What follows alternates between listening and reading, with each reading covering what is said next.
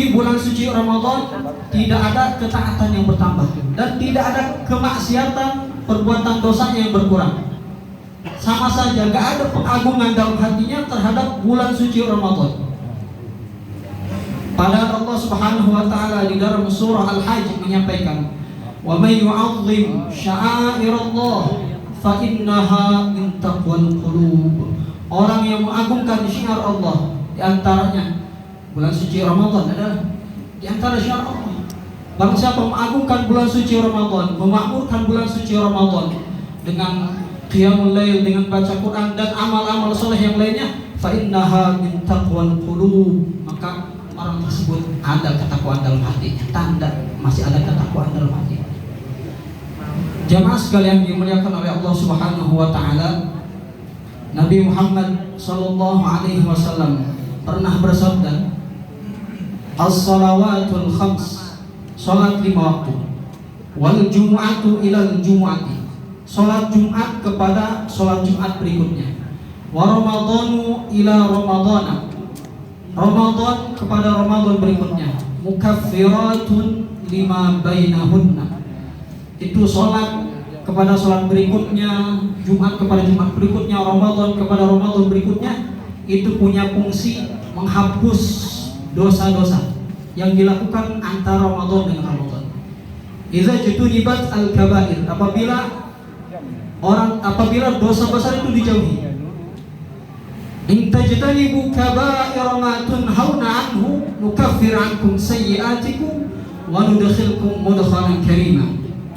Kata Allah di dalam surah An-Nisa, jika kalian menjauhi dosa-dosa besar yang dilarang itu, nukaffir ankum sayyi'atikum, kami hapus dosa-dosa kalian.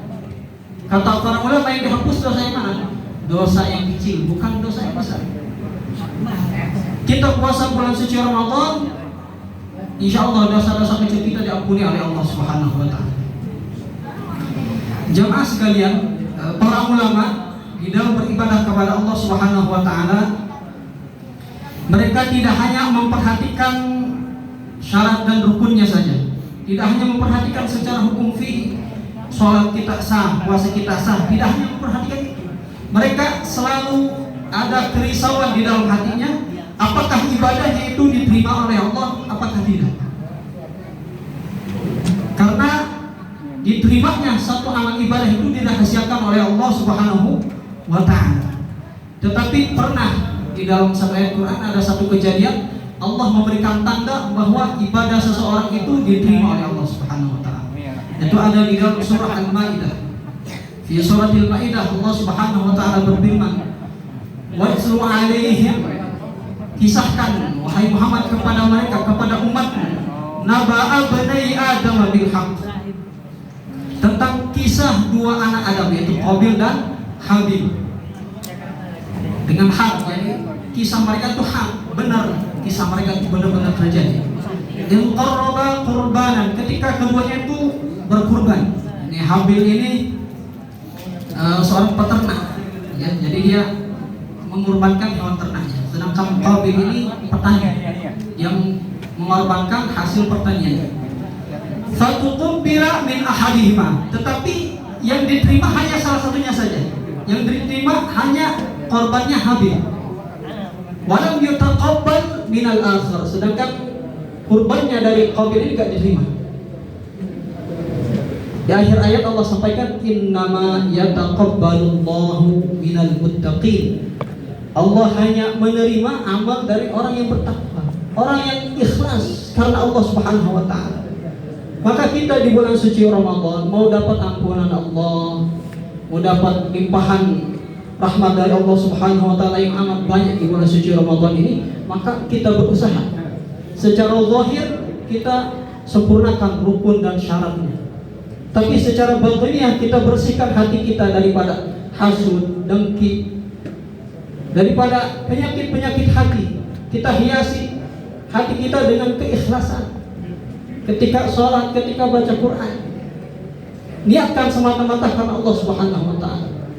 Di ayat yang lain fi suratil Hajj Allah berfirman, ayat ini berkaitan dengan kurban. La yanalallahu luhumuha, enggak akan sampai kepada Allah dagingnya. Kalau seorang itu berkurban pada musim haji. Gak akan sampai kepada Allah dagingnya. Wala dimauha, darahnya juga gak sampai kepada Allah. Walakin yanaluhu taqwa minkum. Yang sampai kepada Allah adalah ketakwaan. Ketika seorang itu berkorban karena Allah Subhanahu wa taala.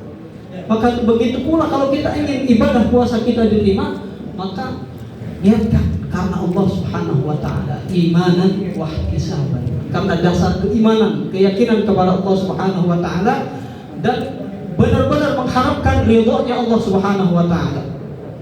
Ghufira lahu ma taqaddama min dzambi, baru akan mendapatkan ampunan dari Allah Subhanahu wa taala. Jamaah sekalian, Rasulullah sallallahu alaihi wasallam pernah berwasiat kepada seorang sahabat yang bernama Mu'adz bin Jabal. Anna Rasulullah sallallahu alaihi wasallam akhadha bi yadihi. Rasulullah menggenggam tangannya, memegang tangannya Mu'adz bin Jabal. Dan kemudian Rasulullah bersabda, "Ya Mu'adz, wahai Mu'adz, wallah demi Allah, inni la uhibbu. Sungguh saya sangat cinta kepadamu wahai Mu'adz. Saya berwasiat kepadamu wahai Mu'adz, jangan tinggalkan," ini salah satu bacaan yang akan diwasiatkan oleh Rasulullah, "jangan tinggalkan bacaan ini setiap selesai sholat. Takun kamu ucapkan wahai Mu'adz, Allahumma a'inni ala dzikrika wa syukrika wa husni ibadatik. Ya Allah, tolong saya ala dzikrika, agar senantiasa berzikir kepadamu ya Allah, wa syukrika, senantiasa bersyukur kepadamu ya Allah, wa husni ibadatik, dan ibadah kepadamu ya Allah dengan ibadah yang berkualitas, syarat rukunnya sempurna, dan dengan hati yang ikhlas mengharapkan ridhonya Allah Subhanahu wa taala." Ini Rasulullah mengajarkan semacam itu kepada Mu'adz bin Jabal. Ini isyarat bahwasanya kita sebagai umatnya berusaha kepada Allah, ibadah kepada Allah, memberikan yang terbaik kepada Allah Subhanahu wa taala. Jamaah sekalian yang dimuliakan oleh Allah Subhanahu wa taala, Nabi Muhammad sallallahu alaihi wasallam pernah bersabda, "A'maru ummati ma baina sittin wa sab'in." Umur umatku ini antara 60-70. Kebanyakannya umur umatku ini antara 60-70. Ada yang lebih sedikit, qalil, sedikit sekali. Para ulama. Artinya apa? Dengan umur yang sedikit ini, belum lagi nanti dipotong dengan masa kecil kita. Masa kecil, kemudian nanti masa tua sakit-sakitan. Masa kecil itu kondisi terlemah kita. Kemudian masa tua itu lemah juga kita. Tubuh kita lemah, gak bisa dalam kondisi lemah ini kita kuat ibadah kepada Allah, gak bisa. Maka kita manfaatkan, yaitu pada saat kita masa muda masih kuat beribadah, manfaatkan waktu kita untuk berusaha semaksimal mungkin beribadah kepada Allah Subhanahu wa taala. Allahul ladzi khalaqakum min dha'fin. Allah telah menciptakan kalian pertama dalam kondisi lemah. Ketika lahir lemah, makan dikasih, mau apa-apa diurusin, lemah. Summa ja'ala min ba'di dha'fin quwwah. Nanti dewasa mulai bisa bekerja mandiri, bisa mencukupi kebutuhannya, bahkan bisa membantu orang lain. Itu masa kuat. Summa ja'ala min ba'di quwwatin dha'fan wa syaibah. Setelah kuat nanti lemah lagi. Masuk 40 tahun, mulai 50, 60, mulai sakit-sakitan. Nah, ketika kita dalam kondisi lemah juga bisa maksimal ibadah kepada Allah. Beda dengan umur umatnya nabi-nabi sebelum Nabi Muhammad sallallahu alaihi wasallam. Walaqad arsalna Nuhan ila qaumihi falabitha fihim alf sanatin illa 50.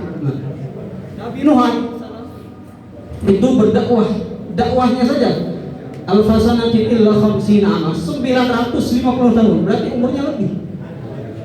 Mereka umat nabi-nabi terdahulu, jika mereka beriman, bertakwa kepada Allah dengan umur yang panjang, berarti mereka lebih banyak ibadah. Kemudian kita umatnya Nabi Muhammad, tubuhnya kecil-kecil, sering sakit-sakitan, masuk 40 tahun, ada yang stroke, macam-macam penyakit, lemah.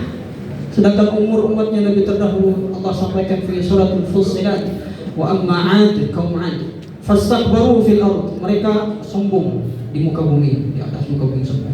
Wa qalu, dan mereka berkata, man asyaddu minna quwwah, siapa yang lebih kuat daripada kami? Karena mereka punya tubuh tinggi, kuat. Dengan seandainya mereka beriman kepada Allah, mereka beramal soleh, dengan kekuatan mereka bisa sholat, berdiri lama, ibadah dalam waktu yang lama. Tapi karena kita umatnya Nabi Muhammad SAW, kita khair umat terbaik dibanding umat-umat Nabi. Sebagaimana Nabi kita Nabi Muhammad SAW adalah Nabi terbaik, maka kita pun umatnya adalah umat terbaik. Allah enggak membiarkan kita kalah amal ibadah kita kalah dengan umat-umat Nabi terdahulu. Sehingga Allah sampaikan, barang siapa melakukan satu kebaikan, dalam hadis qudsi riwayat Ibnu Abbas, barang siapa melakukan satu kebaikan maka dibalas 10 kebaikan. Dibalas 10. Ila 700 dhifin ila adhafin katsirat, sampai kepada 700 kali lipat, sampai kepada kelipatan-kelipatan yang Allah kehendaki. Wallahu yudha'ifu liman yasha. Jadi bahkan satu huruf Al-Qur'an, man qara'a harfan min kitabillah falahu hasanah wal hasanah bi 'ashri amsalha. La aqulu alif lam mim harfun walakin alifun harfun wa lamun harfun wa mimun harfun. Satu huruf 10. Ini di luar Ramadan, apalagi di bulan suci Ramadan. Insyaallah dengan rahmatnya Allah Subhanahu wa taala, dengan perlakuan istimewanya Allah Subhanahu wa taala kepada kita umatnya Nabi Muhammad SAW, walaupun umur kita pendek, tubuh kita ini sering sakit-sakitan, umur kita pendek, tubuh kita kecil, kuat ibadah lama, insyaallah dengan amal yang sedikit tersebut Allah lipat gandakan, sehingga tidak kalah dengan amal umatnya Nabi-Nabi terdahulu. Maka ini apalagi di bulan suci Ramadan, manfaatkan sebaik-baiknya, manfaatkan sebaik-baiknya. Mudah-mudahan kita diberikan taufik dan hidayah, diberikan pertolongan oleh Allah Subhanahu wa taala untuk bisa memanfaatkan kesempatan kita khususnya di bulan suci Ramadan ini. Wassalamualaikum warahmatullahi wabarakatuh.